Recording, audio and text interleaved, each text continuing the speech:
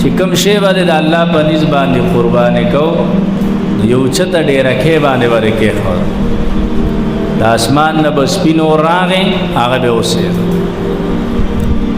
سپینور براغی هغه به اوسه معلومه شو چې دا د الله په نسبت باندې قبول او کنه ور براغه او د دې قربانین متو شو به نسیزو نو دا به د الله په نسبت باندې د نه قبلې دو نه خو چې د الله تعالی را او حابیل د عمده مال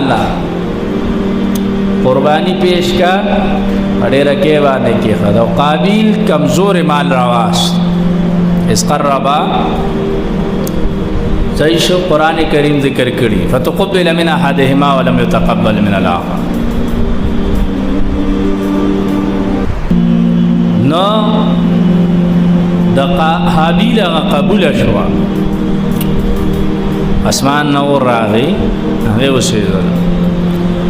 او د قابیل قبول نشو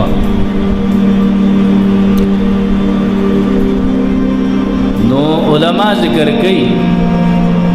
چې دا په کوم ورځ دی دا قرباني پیش کړي نه دم د ذوالحجې لسمه ورځ دغه اختر ورځ قربانی نه تاریخ دا وخت نه را روان دا ول ورځ د دنیا آدم علیه السلام زمانه چې دا قربانی پیش کړي اول دې کې قابل غور خبر دارا دا مخکینی امتونو قربانی ځوانه هغه وخت بدینه خوړله اسمان نه به ور راغی هغه به وسیده